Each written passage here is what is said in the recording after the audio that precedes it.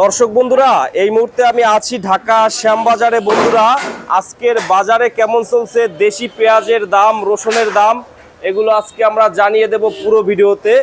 এজন্য কথা বলবো শ্যামবাজারের বিশিষ্ট একজন ব্যবসায়ীর সাথে যে আজকের বাজার দর কেমন আছে ঢাকা শ্যামবাজারে। আসসালামু আলাইকুম স্যার। ওয়ালাইকুম আসসালাম ওয়া রাহমাতুল্লাহি ওয়া বারাকাতুহু। কেমন আছেন? আলহামদুলিল্লাহ ভালো আছি। ভালো আছেন? জি, তবে আমরা আমাদের স্বাস্থ্যগতভাবে ভালো আছি, ব্যবসায়িকভাবে আমরা অত্যন্ত এর মধ্যে আছি, মানে পর্যায়ের বিষয় লস পয়েন্টে চলতেছে, বুঝছেন। কারণ হচ্ছে আমরা আমাদের যাদের মাল এখানে আমদানি হয়, আমরা কমিশন নিয়ে তাদের উপর টাকা দিয়ে দিই। যেসব কৃষক ব্যাপারী এদের নিয়ে আমাদের ব্যবসা, তা আমরা একরকম আছি। তবে যারা কৃষক এবং ব্যবসায়িক এরা মানে বলতে দিশেহারা, এরা মানে অসহায়, এদের কথার ভাষায় বলার মতো বাইরে। আজকে পেঁয়াজের বাজার সর্বোচ্চ 28 টাকা, সর্বনিম্ন 25 টাকা। আজকে রসুনের বাজার সর্বোচ্চ 60 টাকা, সর্বনিম্ন 40 টাকা। আলুর বাজার 9.5 টাকা, উপরে হচ্ছে সর্বোচ্চ 13 টাকা, 13.5 টাকা, বুঝছেন। এবং আদা, ভারতের আদা 65 টাকা থেকে শুরু করে 75 টাকা, চায়না আদা 80 টাকা থেকে 95 টাকা, বুঝছেন। এই এতটা বাজার। এই কৃষি পণ্য যেগুলি 1 লক্ষ কিষানি, মানে কৃষক, অনেক কৃষকের ওয়াইপিলাও কৃষকের কাজ, মানে মাঠে কিছুটা করতে হয়, যারা গরিব কৃষক তাদের কিষানি বলে, বুঝছেন। এই জন্য এরা এত শ্রম দেয়। 1 কোটি 23 লক্ষ কৃষক কিষানি সব মাঠে শ্রম দিয়ে অক্লান্ত পরিশ্রম করে এইসব পণ্যগুলো উৎপাদন করে বাজারে আমদানি করে এরা ন্যায্য মূল্য পায় না। এটা অত্যন্ত দুঃখের বিষয়। আজ যদি 1 কোটি 23 লক্ষ কৃষকের সঙ্গে 70 লক্ষ শ্রমিক জড়িত আছে, এই কৃষিকাজের সাথে জড়িত, এই প্রায় 2 কোটি ফ্যামিলি আজকে এই দেশের চালিকা শক্তি। এই 2 কোটি ফ্যামিলি আজকে মানে এতটা দারিদ্র সীমার নিচে নেমে গেছে, এতটা অসহায় হয়ে গেছে, এতটা অর্থনৈতিক অবস্থা দুর্বল হয়ে গেছে, বুঝছেন। এটা বলার বাইরে। কোন ভাষায় বলবো আমি ডিকশনারিতে ভাষা বুঝে পাই না, বুঝছেন। তবে কৃষকের মুখে যতদিন হাসি না ফুটবে ততদিন এই দেশের উন্নতি হবে না, উন্নয়ন হবে না, এই দেশের বেকারত্ব দূরীকরণ হবে না, বুঝছেন। কারণ হচ্ছে কৃষক হলে এই দেশের চালিকা শক্তি। কৃষক যদি গেলে কৃষি পণ্য উৎপাদন করে ন্যায্য মূল্য পায়, কিছু বেনিফিট হয়, তাহলে সমস্ত মার্কেটে বেচা কেনা হবে, সমস্ত ব্যবসায়িক ভালো থাকবে, দেশ ভালো থাকবে, রাষ্ট্র ভালো থাকবে, বুঝলেন। আর কৃষক যদি গেলে দিশেহারা হয়ে যায়, অর্থনৈতিকভাবে পঙ্গু হয়ে যায়, কিছুই উৎপাদন করে বাজারে বিক্রি করতে না পারে, ন্যায্য দাম না পায়, কৃষকেরা গেলে মানে অর্থনৈতিকভাবে একদম সীমাহীন দারিদ্র নিচে নেমে যায়, তাহলে দেশে কৃষকের মুখে হাসি ফুটবে না। আর কৃষকের মুখে হাসি না ফুটলে দেশের উন্নতি হওয়া কোনো ক্রমেই সম্ভব না। যেহেতু আজকে আপনার এই দেশটা হলে কৃষিপূর্ণ দেশ, বুঝলেন, সেহেতু কৃষকের মুখে হাসি না ফুটলে দেশের উন্নতি হওয়া সম্ভব না। আজকে দেশ স্বাধীন হওয়া হচ্ছে 55 বছর হয়ে 1 মাস 10 দিন, বুঝলেন। কিন্তু এই দেশে অনেক সরকার আইসে গেছে, বুঝলেন। অতীতে 2টা সরকার কৃষি বিপ্লব ঘটাইছিল কিছুটা, কিন্তু রাজনৈতিক প্রতিহিংসার কারণে তাদের জীবন দিতে হয়েছে।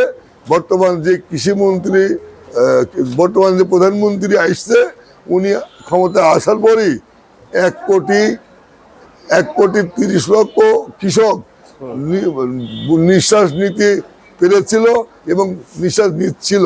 হঠাৎ করে আপনার বৈদেশিক কিছু নির্যাতন, কিছু অত্যাচার, কিছু পণ্যের উপর অস্বাভাবিক দাম বাড়ার কারণে আজকে কৃষকের হাতে যেসব পণ্য উৎপাদন করবে তার উপকরণ এগুলা বিদেশের বা নির্ভরশীল।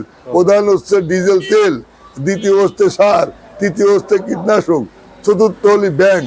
4টা খাতেই মানে অবস্থা ভয়াবহ খারাপ। যেমন একটা 3 বছর 4 বছর আগে শুধু ইউক্রেন রাশিয়ার যুদ্ধের কারণে এক রাত্রি 13 টাকা 33 টাকার তেল 122 টাকা হয়েছিল। আজকে যুদ্ধ হচ্ছে, 15টা 20টা রাষ্ট্র একসাথে যুদ্ধ চলতেছে। মধ্যপ্রাচ্যের তেলে এমন মানে আগুন লেগেছে, মধ্যপ্রাচ্যের তেলের আগুনের হিটে বাংলাদেশের সমস্ত কিছু হিট লাগতেছে, বুঝলেন? মানে 185টা পণ্যের দাম এক রাতে বেড়ে গেছে, বুঝলেন?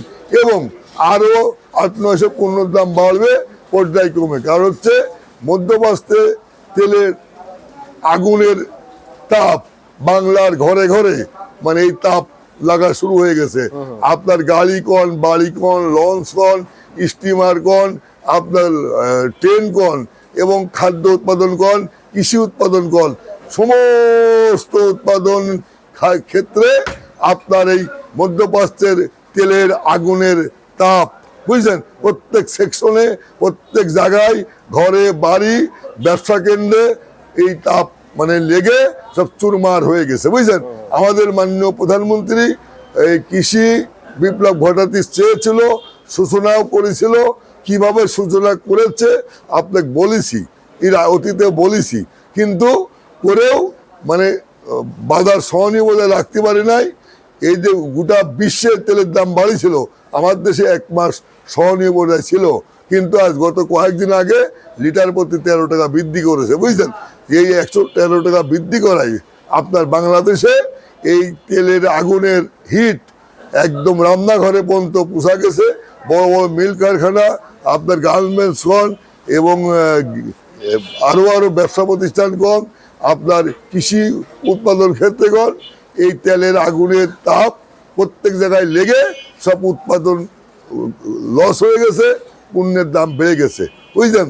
তাই আপনার মাধ্যমে বলতেছি যে যতদিন পর্যন্ত আপনার মধ্যপ্রাচ্যের যুদ্ধ বন্ধ না হবে এবং শান্তি আলোচনা হয়ে শান্তির পথ বেছে না নিবে, ততদিন এই আগুন থামান না। কারণ তেলের আগুন, বুঝলেন, এক তেলের আগুন তার তাপ গোটা বাংলাদেশের আনাচে গোনাচে, ব্যবসা বাণিজ্য, আপনার বাসে, ট্রাকে, লঞ্চে, সব জায়গায় এই তাপ অনুভব করতেছে। আজকে পেঁয়াজের বাজার 28 টাকা থেকে 26 টাকা, রসুনের বাজার 40 টাকার থেকে 60 টাকা, আলুর বাজার 9.5 টাকা থেকে 13 টাকা, বুঝলেন? আদার বাজার 60 টাকার থেকে 80 টাকা, আদা চায়না আদা 80 টাকার থেকে 95 টাকা, বুঝলেন? আমাদের যে এই বাংলাদেশের 18 কোটি ফ্যামিলির যে রান্নার যে প্রধান মশলা, সেটা হচ্ছে পেঁয়াজ, রসুন, আদা। এটা বাঙালি যারা বাংলাদেশি, তারা রান্না ঘরে গেলেই, রান্না করতে গেলেই এই 3টা পণ্যের দরকার। এই 3টা হচ্ছে প্রধান মশলা। এই মশলা পেঁয়াজ, রসুন, আদা, এই 3টা মশলা 1,23,00,000 কৃষক উৎপাদন করে বাজারে নিয়ে এসে ন্যায্য মূল্য না পাওয়ায় দেশের অর্থনৈতিক অবস্থাও, তাদের তো কৃষকেরা তো সর্বশান্ত হয়ে পঙ্গু হয়ে গেছেই, এই দেশের অবস্থাও মানে অবস্থা খারাপ হয়ে গেছে। খালি কৃষকের পণ্যের ন্যায্য দাম না পাওয়ায় এবং কৃষকের ন্যায্য দাম না পাওয়ায় তাদের মুখের হাসি ম্লান হয়ে গেছে। আকাশে মেঘ তাদের মাথার উপরে ঘন ঘন অবস্থায় আছে এবং দেশের অবস্থা ভয়াবহ খারাপ, বুঝলেন? এই তেলের দাম কমলে সব রকম দ্রব্যমূল্যের দাম কমবে এবং কৃষি পণ্য উৎপাদন বেশি হবে। কৃষকেরা দেশে পণ্য উৎপাদন করে বিদেশে রপ্তানি করতে পারবে। তো আঙ্কেল, আজকে সর্বোচ্চ বাজার কত আছে? আজকে সর্বোচ্চ বাজার হচ্ছে যে বেস্ট কোয়ালিটি পেঁয়াজ, এটা 30 টাকা, লোয়েস্ট সেকেন্ড পজিশনে 28 টাকা, লোয়েস্ট হচ্ছে 26 টাকা। আলু হচ্ছে 9.5 টাকা লোয়েস্ট, আর যেটা ভালো আলু এটা 13 টাকা 13.5 টাকা।